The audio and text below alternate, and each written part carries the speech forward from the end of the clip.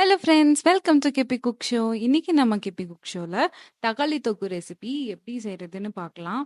இது நல்லா சுட சுட சாதம், சப்பாத்தி அந்த மாதிரி எல்லாத்துக்குமே சூப்பரா இருக்கும். சாதத்துல ஒரு கொஞ்சமா இது போட்டு பெரட்டி அப்படியே ஒரு உருண்டை பிடிச்சி சாப்பிட்டா ரொம்ப சூப்பரா இருக்கும். வாங்க எப்படி செய்யறதுன்னு பார்க்கலாம்.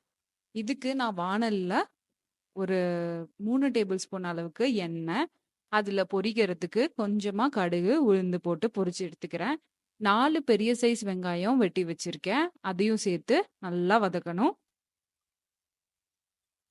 பாருங்க, இந்த மாதிரி கட் பண்ணி வச்சிருக்கேன். இத சேர்த்து நல்லா வதக்கி விட்டுறலாம். நல்லா பொன்னிறமா, அதாவது கோல்டன் ப்ரவுன் கலர்ல வர அளவுக்கு நம்ம வதக்கணும்.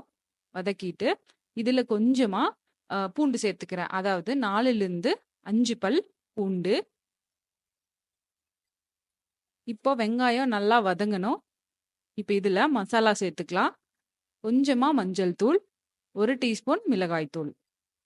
இதையும் சேர்த்து நல்லா மிக்ஸ் பண்ணி கலந்து விட்டுறலாம். இது வதங்கிட்டு இருக்கும்போது தக்காளி வெட்டி வச்சுக்கணும். அதாவது ஒரு 4லிருந்து 5 தக்காளி. சின்ன சைஸ் தக்காளினா 4, 5 போதுமானது. பெரிய சைஸ்னா ஒரு 3, 4 அவ்வளோதான். இப்போ அந்த தக்காளியும் சேர்த்து நான் இன்னைக்கு நீட்ட வாக்குல கட் பண்ணி வச்சிருக்கேன். இப்போ இதுல நம்ம தண்ணி எல்லாம் சேர்க்கக்கூடாது. அப்படி தேவையான அளவு உப்பு சேர்த்து நல்லா வதக்கிட்டு மூடி வச்சிடணும். முக்கியமா ஸ்டவ் வந்துட்டு லோ ஃப்ளேம்ல தான் இருக்கணும். வதக்கிட்டு ஒரு மூடி போட்டு ஒரு 10லிருந்து 12 நிமிஷம் வரைக்கும் லோ ஃப்ளேம்ல வச்சிடலாம். இப்ப பாத்தீங்கன்னா நல்லா வெந்து வந்திருக்கும். வேற எந்த மசாலாவும் தேவையில்ல. உப்பு மட்டும் பார்த்துக்கிட்டிங்கன்னா போதும். பாருங்க தக்காளி எவ்வளோ குலைவா வெந்து வந்திருக்குன்னு. ரொம்ப ரொம்ப சூப்பரா எண்ணெய் பிரிஞ்சு நல்லா குக் ஆகி வரணும். தக்காளி நல்லா மசிய வேகணும். அவ்வளோதாங்க, நம்மளுடைய சூப்பரான தக்காளி தொக்கு ரெசிபிஸ் ஈஸியா ரெடி ஆயிடுச்சு.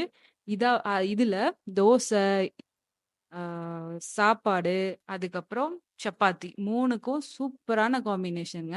நீங்களும் இந்த ரெசிபிய வீட்ல ட்ரை பண்ணி பாருங்க. ட்ரை பண்ணி பார்த்துட்டு எப்படி வந்திருக்குன்னு சொல்லுங்க.